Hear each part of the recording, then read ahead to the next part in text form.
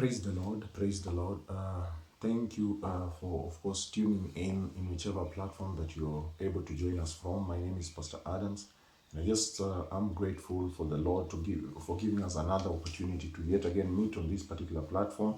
It has been a challenging time for people to meet physically, but I know that being that wherever two or three are gathered, God is together with them. I know that as you're joining in, the Lord will be able to minister to you wherever it is you're joining us from. And of course, as we always say, feel free to share and be able to get as many people on board as we possibly can so that we can be able to just share on the Lord's table. I will begin and kick off by, just opening with a word of prayer so that the Lord can be able to bless us and the Lord can be able to just take us to the next level in Jesus' name.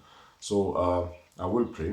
Father, we thank you and I give you the praise for this wonderful morning. I thank you and I give you the praise that you have been God of our lives in the name of Jesus Christ. I ask of you today in Jesus' name to use my tongue as that pen of a ready writer to release the words, Jehovah, my Father, King of glory, Lord, and to also give wisdom and knowledge, Jehovah, my God, Lord, even as we share on this particular table in the mighty name of our Lord Jesus Christ. So I pray, open the heart, Almighty God, of the viewer, open our hearts, my God, and our spirit so that we can be able to receive from you. We exalt you and we give you the praise and Spirit of God, won't you minister to each and everyone that is watching in Jesus' mighty name. Amen and amen.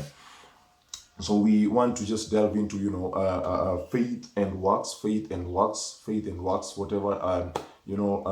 you'd want to call it. And I've just given it, that topic or heading or title, that faith and works.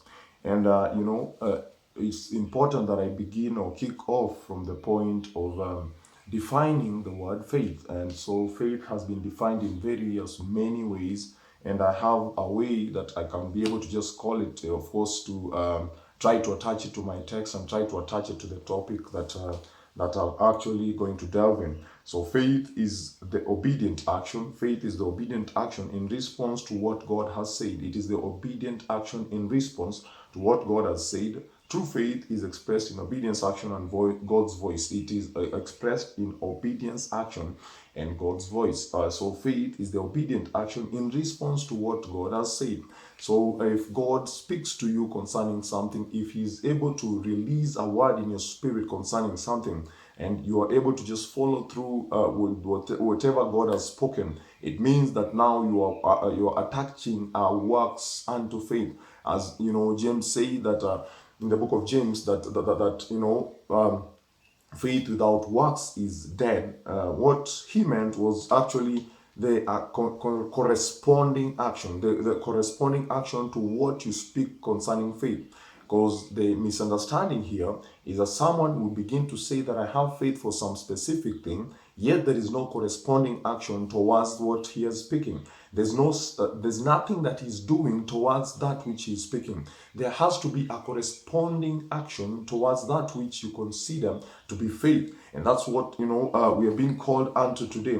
Because anytime you're speaking concerning faith and there lacks a corresponding action towards that which you are actually speaking, it therefore means that you are actually in vain talk. You're actually at a point whereby it's a wishful thinking. Let's just call it that. So Hebrews chapter number 11, verse number 8, that is where I get our text from. Hebrews chapter number 11, verse number 8. And the Bible says, by faith Abraham, when he was called to go into a place which he should after receive for an inheritance, obeyed, and he went out, not knowing whither he went. So he obeyed, and he went out, not knowing where he went. Verse number 9 says, by faith he sojourned the land of promise, and in a strange country, dwelling in tabernacles with Isaac and Jacob, and the heirs with him of the same promise. Verse number 10, for he looked for a city which hath foundations, whose builder and maker is God.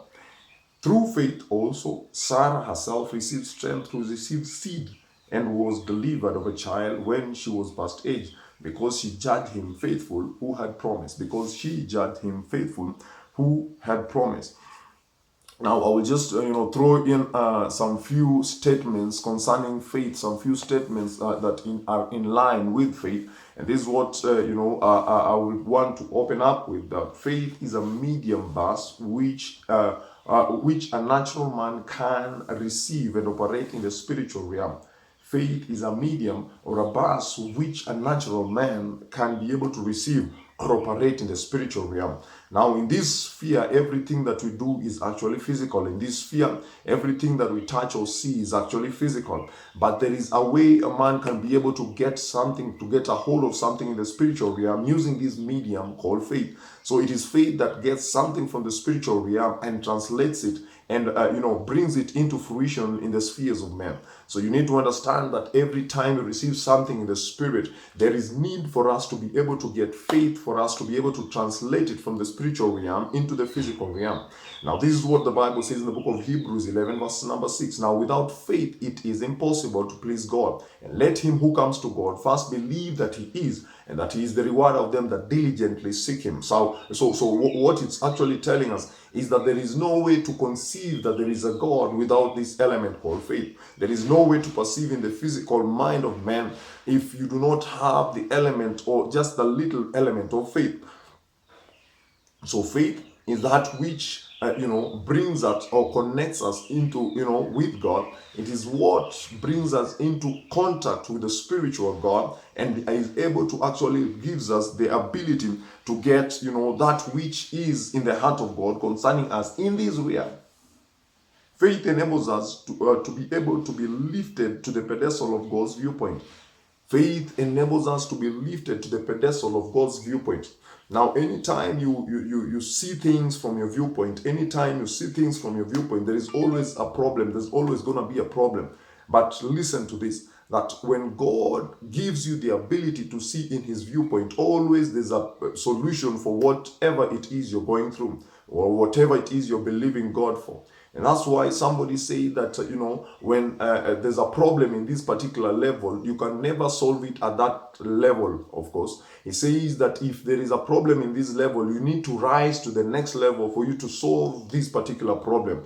That therefore tells us that there is a pedestal that you need to be raised for you to be able to solve issues that are lower than where you are.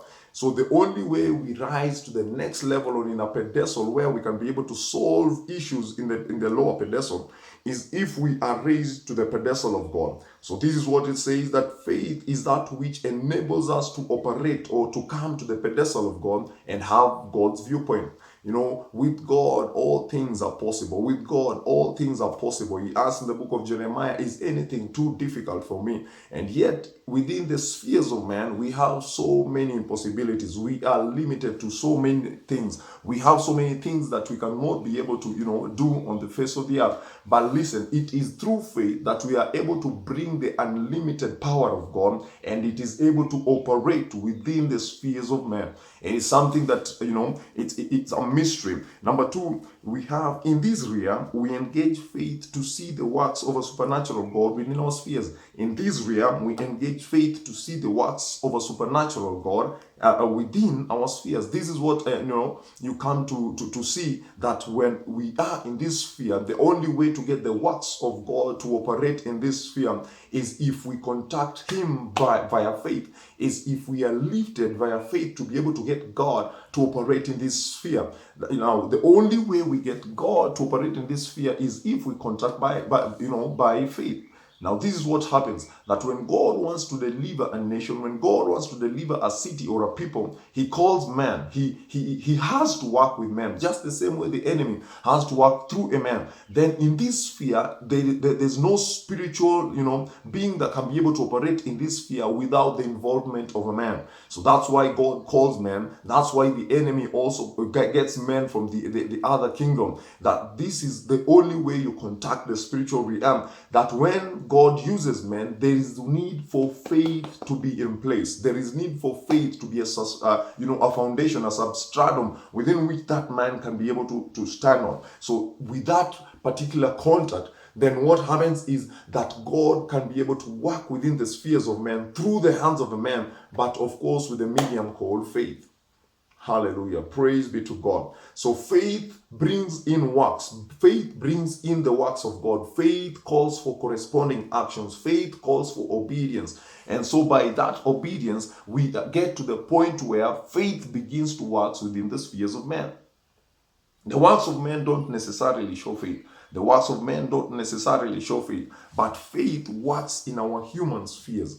The works of men don't necessarily show faith, but faith works within the spheres of men. So there are people who will tell you that this one I got it purely by faith. This one I received it purely by faith. This one I believed God for, and I received it by the element or by that medium called faith. But yet there are other people who will not have that.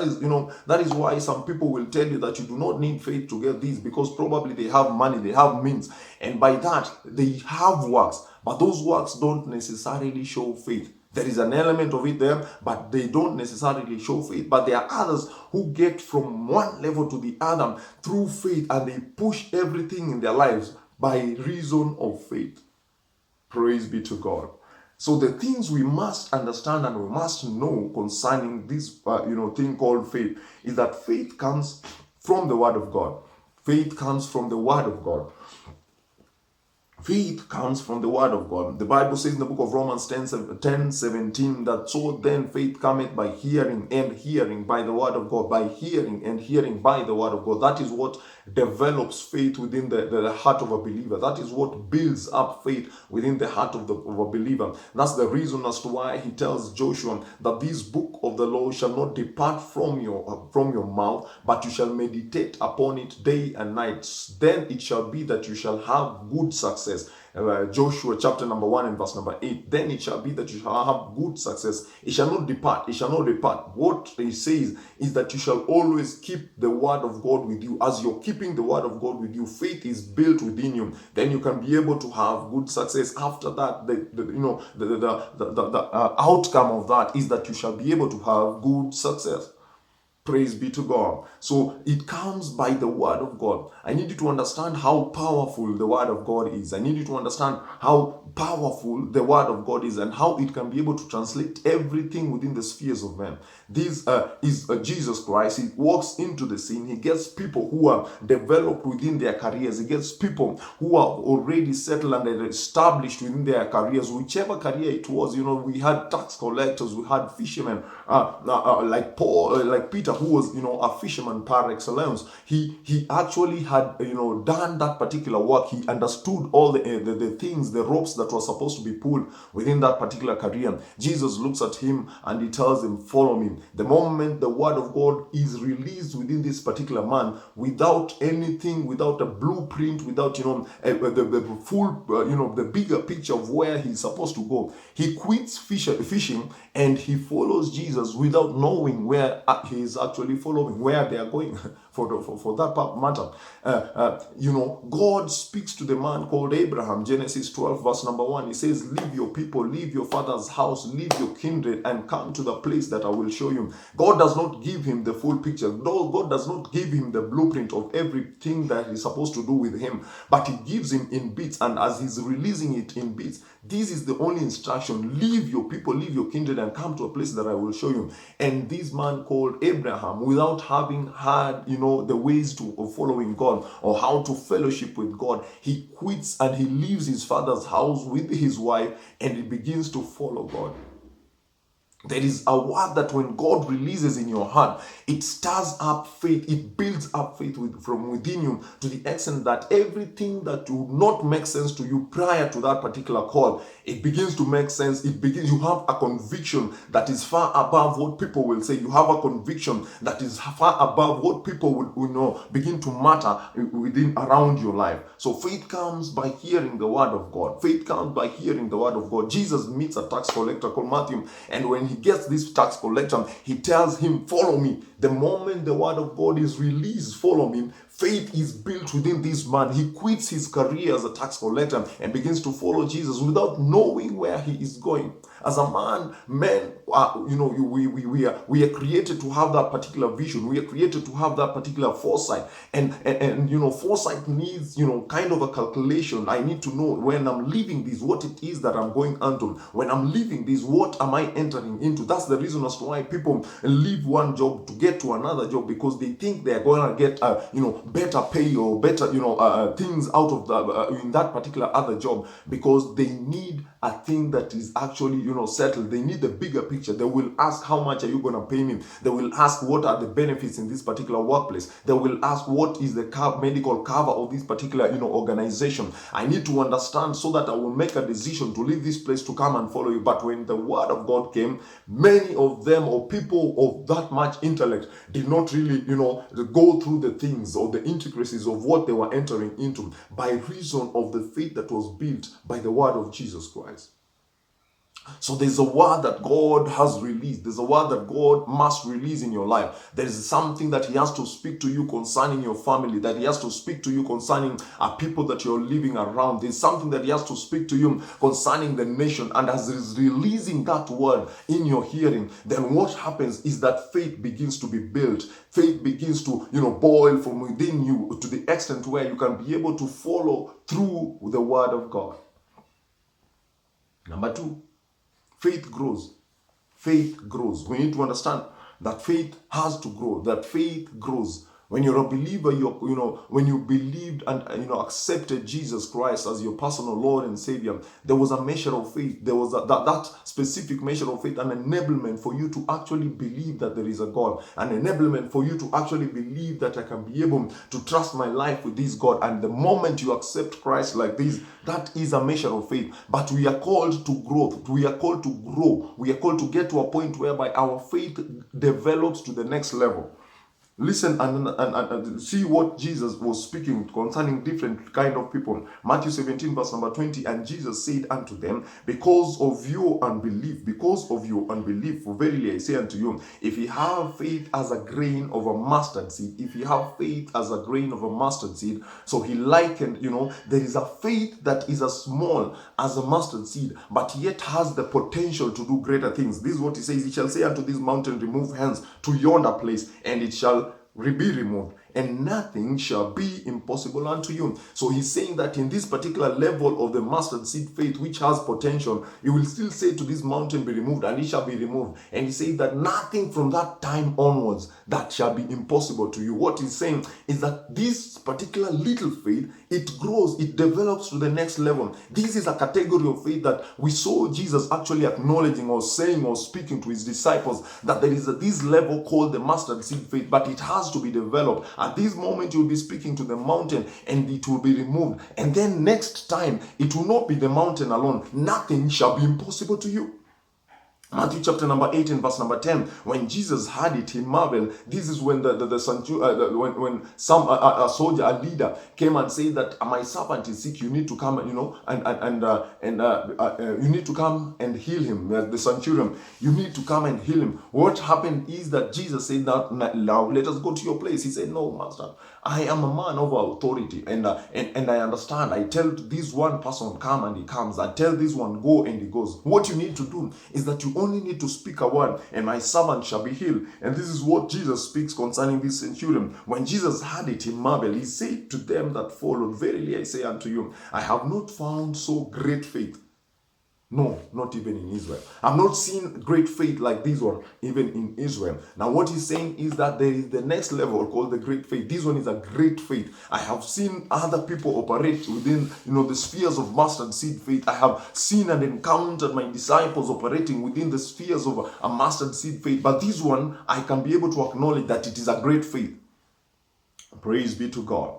There is also the third one, Matthew chapter number 8, verse number 26. Then he said unto them, they are in a boat. There is a lot of chaotic, winds, boisterous winds that are actually beating against the boat that they are in. And at that particular moment, Jesus Christ is within the boat, but he's sleeping. And so they are shouting and making, noise. And somebody decides to wake up Jesus and tells him, listen, don't you care that we perish? Don't you care that we are just about to die? And then this is what Jesus says. He rises up, and when he said unto them, why are ye fearful? Why are you fearful, O ye of little faith? Then he arose and rebuked the winds and the seas, and there was great calm. He actually asked them, why are you fearful, O ye of little faith? You have little faith. And little faith, there's the problem with little faith is that there is an attachment of fearfulness. There is something there's a little doubt that still attaches itself to little faith. So when you have little faith, you will believe some things, but there are other things that you cannot believe God for. When you have little faith, there are things that you will walk through, or you will follow through, but yet there are others which you will not be able to follow through, because there is fear that is attached to that particular little faith. I pray that your faith shall be able to develop. I pray that your faith shall be able to go to the next level in Jesus' name. And I pray that we shall come to the pedestal of great faith, where everything that the Lord speaketh, we can be able to follow through. We can be able to action towards it. We can be able to follow through with our actions to, accompany towards it in Jesus' name. I gave, an example of my elder sister who had believed God for children, and after she began, delivering and receiving children in that particular marriage. He got the firstborn boy, he got the secondborn boy, but he really yearned and wanted to have a girl. She really yearned and wanted to have a girl. So they tried again, and then this time round she conceived. She decided not to go for an ultrasound, but she started to do a corresponding action towards that which she believed God for. What did she do? She went about buying things that belongs to a girl. You're buying pink blankets and pink shows and dresses and things that correspond with the girl child. And this is what she did over and over again. And the husband was a bit concerned and asked her, "Don't you think we should go for an ultrasound to make sure that this one is actually a girl?" She said, "No, my faith tells me that this one is a girl. My faith tells me that this one is a girl." So she went ahead. She did not have an ultrasound, and came the 9th month, and came the baby. The baby was a baby girl. There was a corresponding action and corresponding works towards that which she believed God for. And as she was doing that, the faith that she had was actually the one that decided that this one will be a girl. Praise be to God. Glory to God. So there has to be a corresponding action towards that which you believe God for. There has to be corresponding actions towards that which you believe God for. Number 3, faith has to be tested. Faith has to be tested. The moment you say that I have faith for this, it has to be tested. 1 Peter chapter number 1, verse number 6 and 7. 1 Peter 1, 6 to 7. Wherein ye greatly rejoice, though now for a season, if need be, ye are in heaviness through manifold temptations. You are in heaviness through manifold temptations. This is what he says. Verse number 7 says that the trial of your faith, being much more precious than gold or that perisheth, though it be tried with fire, might be found unto praise and honor and glory at the appearing of Jesus Christ. That your faith being tried, your faith has to be tried. Your faith has to be tried. Anytime you say that I have faith for this, I have faith in God, it has to be tried. I have faith that God is going to deliver this into my hands. It has to be tested. I have faith of what God has already spoken. It has to be tested. In the Bible, over and over again, we've seen men that have believed God for a period of time, not wavering in their, they did not falter within their belief for God, but they believed in God and had faith in God. Yet they were tested. Praise be to God. So you need to understand that faith has to be tested, and that's the reason as to why you need corresponding action towards that particular thing. You need to build it. You need to get it from a mustard seed faith to get it to a great faith where you are your confession and your stand shall be unwavering towards God and towards that which God has spoken in the name of the Lord Jesus Christ. So I want us to just look at how faith is expressed, how it is expressed in the spheres of men, the works that are correspondent to what faith is, because sometimes, or most of the time, when God releases a word in your life, mostly it is to call you to a higher level. Mostly, or all the times, it's actually to call you to a higher level. So when He releases a word, you do not have the resources to go towards where He has called you to. You do not understand how you're going to get to that particular point. You do not have the connections to take you to that particular level. And so when He speaks to you, He wants you to grow with faith, or to grow in faith, so that as you're believing God for, you're getting to that particular point. But men need to see that there is a level of faith and see that there is a level of faith that is actually in operation in your life.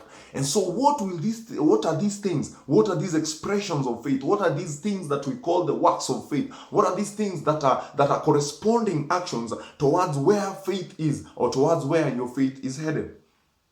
So of course, number 1, we are saying that in hearing God's voice, in His word, we speak His word. In His word, in the word of God, in hearing God's voice, we speak His word. That is what we begin to speak. So this is what I want to drive at. that we can tell a person who has faith by what he speaks, by how he speaks, by the language that he speaks. Anytime you see things are happening that are dark around you, and all we can be able to hear you speak are the things that are dark around you, then we understand that there is no faith here. There is only, sight, walking by sight. But listen, when you have faith, you speak of things that are greater than where you are. So if this is the pedestal that you're in, and this is where the problem is, you begin to speak a language of this particular level. Listen, in Acts chapter number 1 and verse, Acts chapter number 1, verse number 8, this is what Jesus says, that you shall wait in Jerusalem, then the Holy Ghost shall come upon you, and then you shall be witnesses unto me in Judea and Samaria and in all the world. What he's saying, that you shall become effective, people in the witnesses for me throughout the world. Chapter number 2, the Bible says that the Spirit of the Lord descends upon them when they are waiting in the upper room. The moment he descends on them, the number one thing that changes is their language. They receive tongues. They begin to speak with other tongues by the enablement of the Holy Ghost. What is actually saying is that the number one thing that had to be affected in the lives of these people was actually their language. You don't speak what you see. You speak what you want to see. You don't speak where you are. You speak where you want to be. You don't speak that thing that is actually hindering you. You begin to speak the liberty that you have received through Jesus Christ. Hallelujah.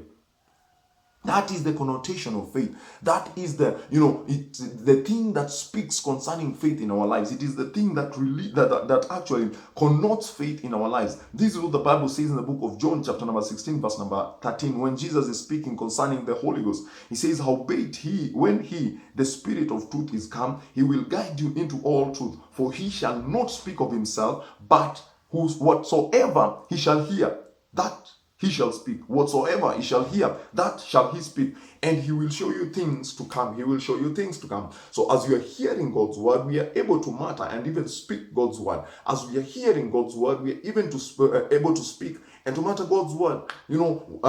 This man called Isaiah. Isaiah was prophesying, called by God, begins to prophesy, and up to chapter number 6.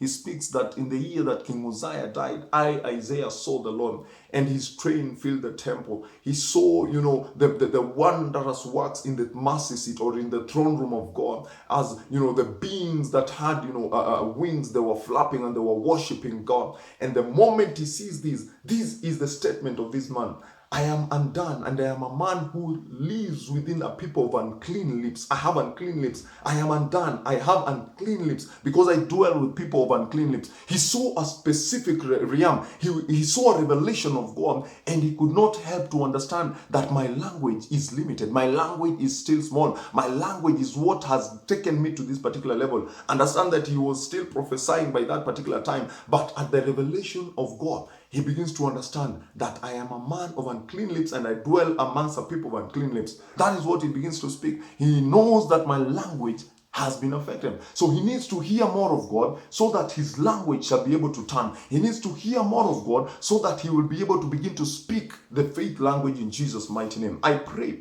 that anything that God has spoken in your life, I pray that you shall teach your language, your tongue, to begin to speak the language, the heavenly language, to begin to speak the language of faith, the language of faith. Those things that are not, calling those things that are not as though they were. This is the nature of God, and it has been imputed within us that we begin to speak things that are not, that we begin to speak things that are not. Anytime you say that I'm gonna be, I'm gonna enjoy divine health, I'm gonna enjoy divine health, I am healed by his stripes, and you're speaking God's word over and over again, then your faith is tested. What happens is that you begin to feel symptoms here and there. Every now and then you feel symptoms of a specific disease. Haven't you noticed that anytime specific symptoms are read out to you, that these are the symptoms of this disease? As they are being read out, difficulty in breathing, then you begin to feel like there is difficulty in breathing. You have to overcome that. The way you overcome that is that you say that this one is not, I'm not sick. I am not sick. There is no way I'm sick. That is what you begin to say. I am not sick. I cannot be sick because by his stripes I am healed. Praise be to God. Praise be to God. Number 2, Obedience. We have to see an obedience, obedience corresponding to that which God has spoken. The corresponding action that follows after you hear and speak God's word. That is the corresponding thing that we hear after you hear and you speak God's word. Hebrews 11 verse number 7 says that by faith Noah, being warned of God of things not seen as yet, moved with fear, prepared an ark for the saving of his house, by which he condemned the world and became heir of righteousness, which is by faith. God speaks to the man Noah and tells him of something that is about to happen that they have never seen. At that particular point, God was watering the earth using dew only, and it had not rained. And he speaks to this man that is going to rain for 40 days and 40 nights. So Noah begins to speak to the people and tells them that it's going to rain. You need to mend your ways and get into the ark. So they are laughing at him. The reason they are laughing at him is because we have never seen rain. There has nothing like this that has happened. So they begin to listen, and some are mocking and some are a bit cautious and things like that. But listen, the time span within which God speaks and Noah is uttering that word, and by the time the rains begin to actually rain, it is a span of almost 125 years. So within this span, people are actually mocking him and they're telling him, my God, it's gotta get old. This one is already old. It's an old thing. Just drop it and go and do some other thing. But this man was steadfast. He was unwavering within this particular thing. But this is what I need you to pick in that particular scripture. He was warned of God, and he moved with fear and prepared the ark. Warned of God and went and prepared the ark. It is a corresponding action of obedience towards what God spoke. So God speaks in this level, he hears, then he moves, and within this fear, he built the ark of, waiting for something that they have never experienced. They had never experienced. It's like telling someone that we are gonna have snow that is gonna be devastating effect within Kenya, and it is something that has never been seen. So when people will begin to gauge what you're saying with the knowledge of man, within the knowledge of man, you will not be able to make any sense. Number 3, in practice, how you behave when situations contradict your belief. How you behave when situations contradict your belief is actually something to ponder about. Gideon, in the book of Judges, chapter number 6, at this particular time, the Midianites would come and raid the camps of the Israelites, and they would wait until it is time for harvest. They would come and raid and take all the food and leave them with nothing, and then they would begin to till the ground again and try to plant some food for themselves. So it was that at that particular point, Gideon, who was a bit sly, he decided to go and take some maize and some grains, and he was actually grinding flour within that particular cave. He was hiding. The spiritual, the angel of God appears to this man and salutes him as a mighty man of valor.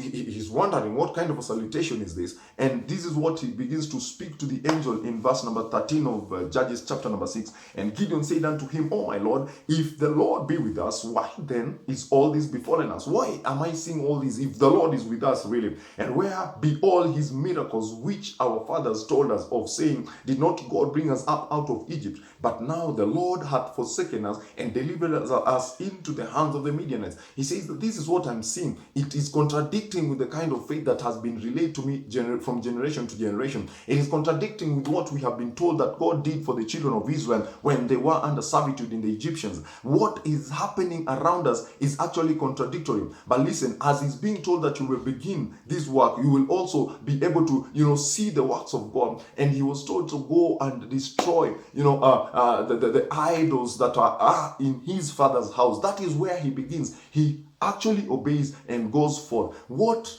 he actually did was there was a corresponding action towards what he was spoken to, but at that time where there was a lot of contradiction. What is this that contradicts your faith? Has God spoken to you concerning something, concerning your family, concerning your nation, concerning your neighborhood, yet everything that you're seeing is contradicting with what God has spoken? How you're going to behave around that particular time of contradiction is going to dictate if at all there is an expression of faith or not.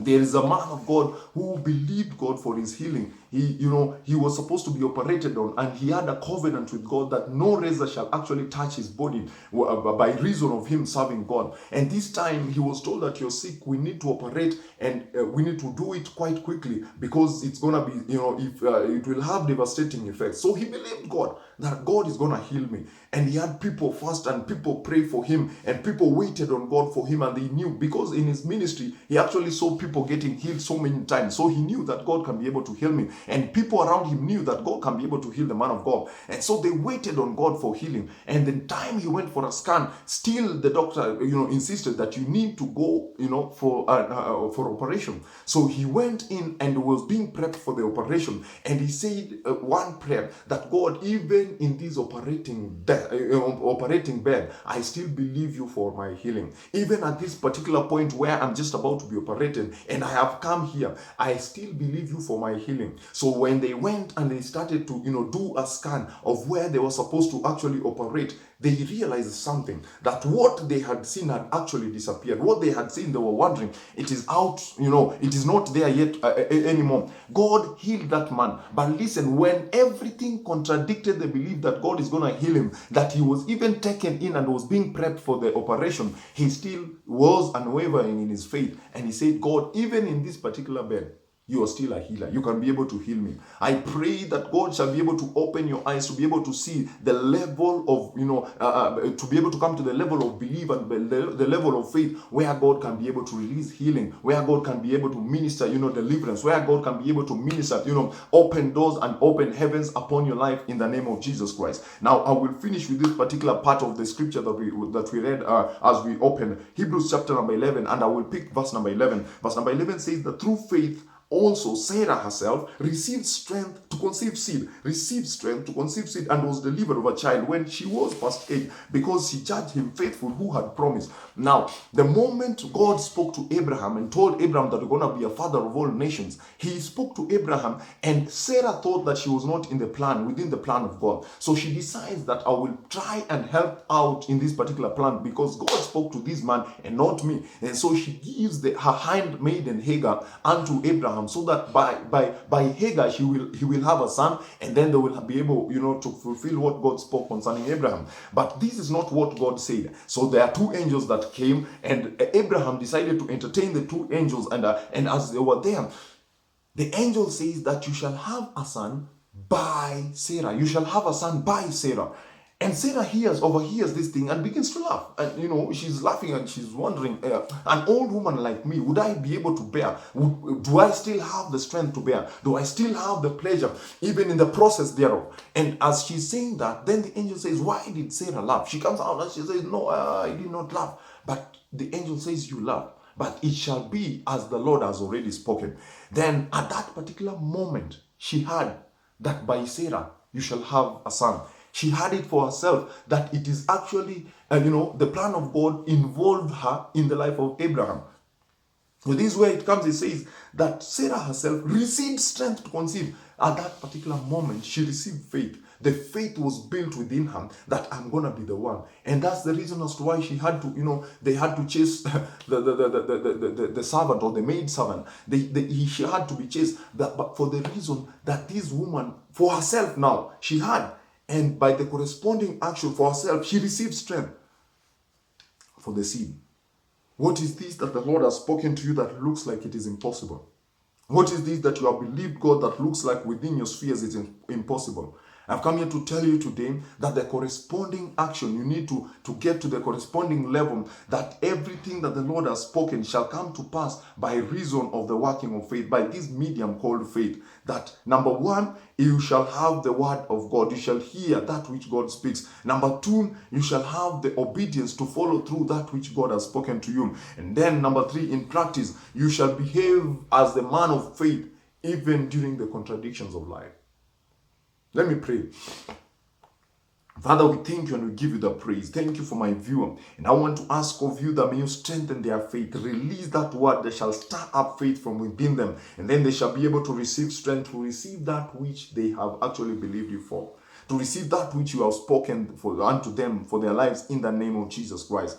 I want to pray for the little faith to come yonder into the mustard seed faith. I want to pray for the mustard seed faith to grow yonder into a great faith in the name of Jesus Christ. And it shall be in that pedestal, my God. Nothing shall be impossible with the man who is actually a limited man. Nothing shall be impossible with the man who is actually within the limited arena, by reason of inviting your hand to work on behalf of us in the name of Jesus Christ. We exalt you and we give you the praise in Jesus' mighty name. Amen and amen. I know that you have been blessed with that particular sermon, and I want to actually also invite those people that are not born again, because the first level of faith is actually believing God for salvation in Jesus' name. And so I want to invite you into the house, the sheepfold of God, into the house of God. I want you to be rejoined unto this particular, this person called Jesus Christ. I need to introduce you to him. And so if you're there and you're not born again and you're listening to this broadcast, I need you to just, repeat this prayer after me, and it shall be that you shall receive Christ in your heart in Jesus' mighty name. So say, Lord Jesus, I give you my heart. Come into my heart and be my Lord and Savior. From today, my name is written in the Lamb's book of life. I am born again in Jesus' mighty name. If you have prayed that prayer, kindly just find, attach yourself to a brother, a sister in the Christian union, so that you can be able to walk the faith, the walk of faith together, for you to grow your faith. You can be able to locate a church if you're not within the environs of, a Christian union or something like that. Locate a church that believes in God, that preaches Jesus, and you shall be able to, grow to your next level in Jesus' name. For today, there is jubilation in heaven that you've given your life to Christ in Jesus' mighty name. And I will pray for you so that God keeps you, so that God preserves you in Jesus' name. Father, we thank you for each and everyone that has received you today in Jesus' name. I pray that these ones shall be preserved in Jesus' name. I pray that you shall keep them, my God, Lord, faultless, and they shall not fall until the revelation of Jesus Christ. We bless you and we give you the praise in Jesus' mighty name. Again, my name is Pastor Adams, and it was a pleasure having you for this particular time. May God bless you, may God keep you, may God preserve you, and may he cause his face to shine over you in Jesus' mighty name. Amen.